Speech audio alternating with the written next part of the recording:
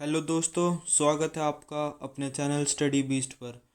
तो दोस्तों, आज से हम शुरू कर रहे हैं जो डीएसएसबी के अंदर पहले क्वेश्चन आ चुके हैं स्पेशल एजुकेशन से रिलेटेड, उन सारे क्वेश्चंस की एक पूरी सीरीज स्टार्ट कर रहे हैं।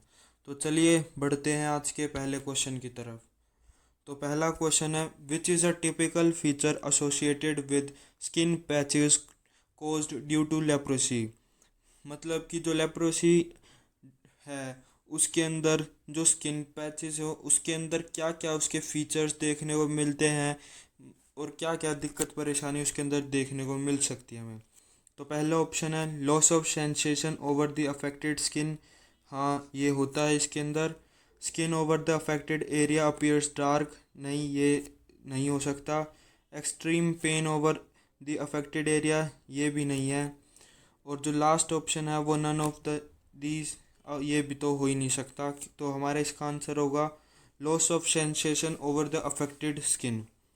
तो जो लेप्रोसी है दोस्तों, ये एक बैक्टीरियल इन्फेक्शन के कारण होती है लोगों के अंदर, और इस बैक्टीरिया का नाम है माइको बैक्टीरियम लेप्री। तो दोस्तों, ये वो बैक्टीरिया है जिसके कारण लेप्रोसी होती है। लेप्रोसी के अंदर एक तरीके से आपकी स्किन के अंदर जो होती है वो खाल गलने लग जाती है और आप उस चीज़ को महसूस नहीं कर पाते कि आपकी स्किन के अंदर जो सेंसेशन वगैरह है वो लॉस हो जाती है। तो दोस्तों, हमारा दूसरा क्वेश्चन है, learning depends on cognitive development always never sometimes in calculation. मतलब कि जो लर्निंग है हमारे कोग्निटिव पे, कोग्निटिव का सीधा सीधा मतलब होता है माइंड से कब कब रिलेटेड होता है। तो आप लोगों को जैसा पता है, हम कुछ भी सीखते हैं समझते हैं तो हमेशा उसके अंदर जो मेन काम होता है वो ब्रेन का ही होता है। तो इसका आंसर होगा always. Learning depends on cognitive development always, इसका आंसर होगा। तो चलिए अब बढ़ते हैं हम तीसरे क्वेश्चन की तरफ। Leprosy is also called Hartmann's disease, Hansen's disease, Humphreys disease, Harry's disease. तो दोस्तों, इसमें है कि लेप्रोसी का दूसरा नाम क्या है। तो इसका आंसर है हैंसेन डिजीज।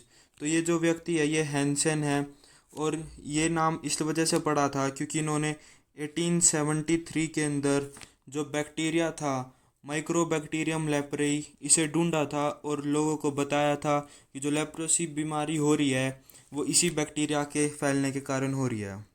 तो दोस्तों, अब हम बढ़ते हैं अगले क्वेश्चन की तरफ।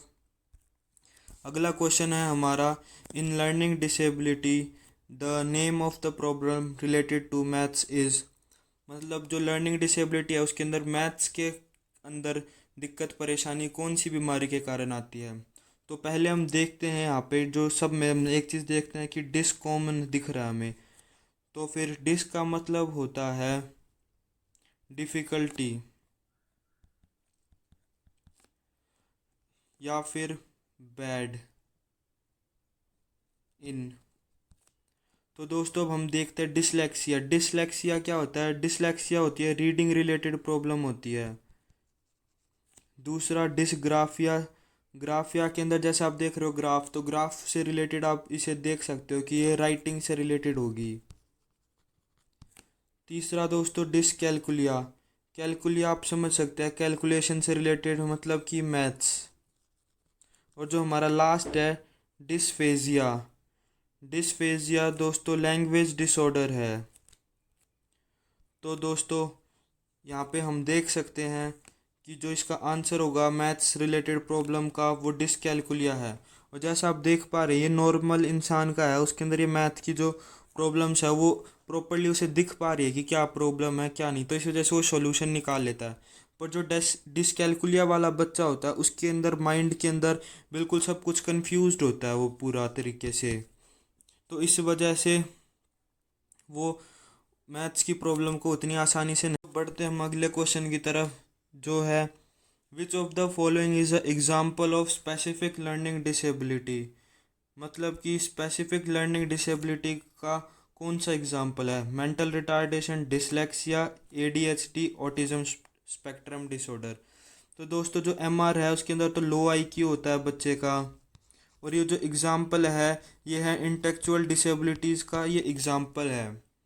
तो डिसलेक्सिया जैसा कि हमने देखा था ये रीडिंग रिलेटेड है,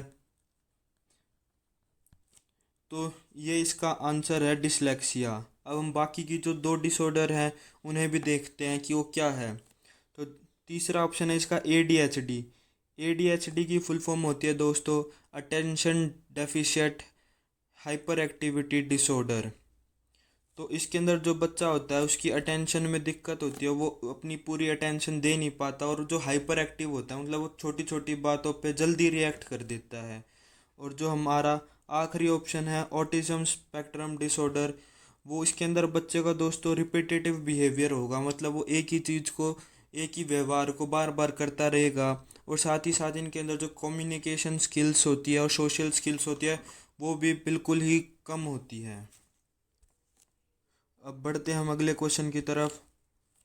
तो है which of the following is an example of intellectual disability. तो दोस्तों अभी अभी आपने आपको बताया था कि जो मेंटल रिटार्डेशन है वो इंटेलेक्चुअल डिसेबिलिटी का ही एग्जाम्पल है। और हम बाकी के भी ऑप्शन देख लेते हैं। डिसलेक्सिया, डिसलेक्सिया दोस्तों स्पेसिफिक लर्निंग डिसेबिलिटी का है, तो ये तो हो ही नहीं सकता। ADHD अपने में ही एक अलग डिसऑर्डर है, और ऑटिज्म भी एक अलग ही डिसऑर्डर है, तो ये भी ऑप्शन नहीं हो सकता। इसका आंसर होगा मेंटल रिटार्डेशन। तो अब हम कुछ पॉइंट जान लेते हैं कि मेंटल रिटार्डेशन के क्या क्या सिम्टम्स होते हैं। इनके अंदर लो सेल्फ एस्टीम होता है, मतलब अपने ऊपर इनकी भरोसा बहुत ही कम होता है।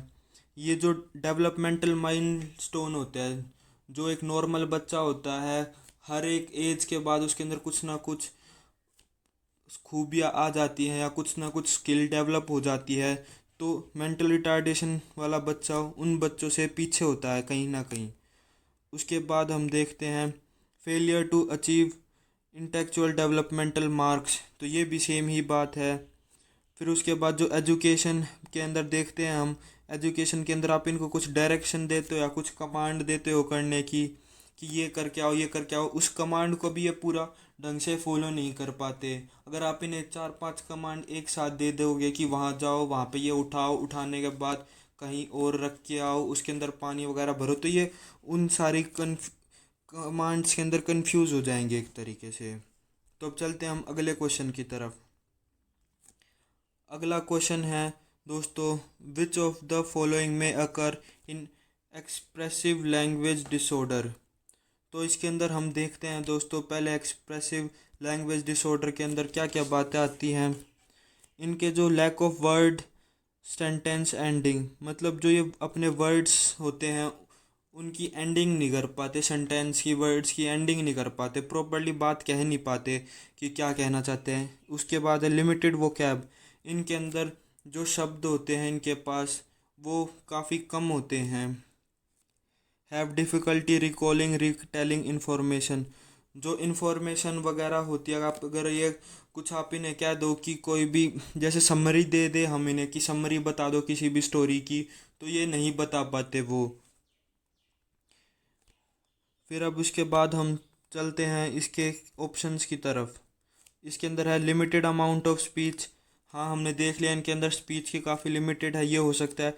डिफ़िकल्टी लर्निंग न्यू वर्ड्स, तो इनके अंदर डिफ़िकल्टी भी होती है, ये नए नए शब्दों को आसानी से नहीं सीख पाते, बहुत ही मेहनत करनी पड़ती है इन्हें खुद भी और साथ ही साथ इनके टीचर को भी, तब जाके ये कुछ नए शब्द सीख पाते हैं। डिफ़िकल्टी फाइंडिंग राइट वर्ड, तो ये भी बिल्कुल ठीक बात है, ये मौके पे वो वर्ड नहीं आता इनके पास जो बोलना चाहिए, तो इस वजह से कंफ्यूज्ड रहते हैं। तो इसका जो आंसर होगा दोस्तों वो होगा ऑल ऑफ द अबव वाला आंसर होगा इसका।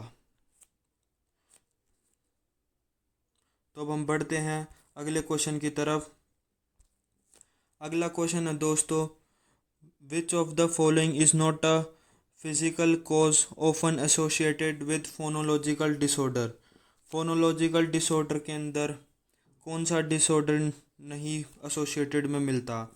Hearing problem, cleft plate, small frontal lobes, cerebral palsy. तो दोस्तों इसका जो आंसर है वो है स्मॉल फ्रंटल लोब। तो हम अगला क्वेश्चन देखते हैं जो कि है which of the following is a technique use to address shuttering.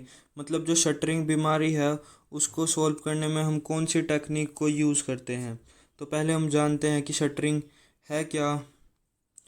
इसके अंदर होता है जो पर्सन शटरिंग से पीड़ित होता है उसके पास रिपीटेड वर्ड बोलता है, वो एक ही वर्ड को या एक ही सेंटेंस को एक ही फ्रेज को बार बार बोलता रहेगा।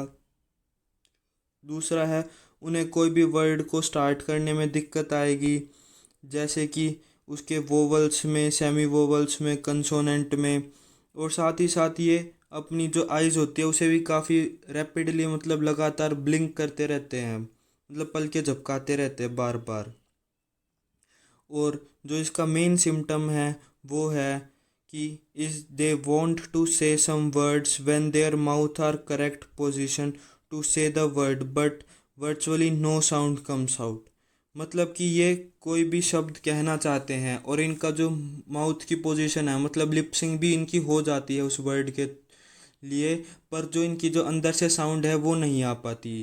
तो इनकी मेन ये प्रॉब्लम होती है इनके अंदर। तो हम ऑप्शंस की तरफ एक नज़र मारते हैं। तो दोस्तों पहला है पर्पसफुल साउंड, पर्पसफुल स्पीच।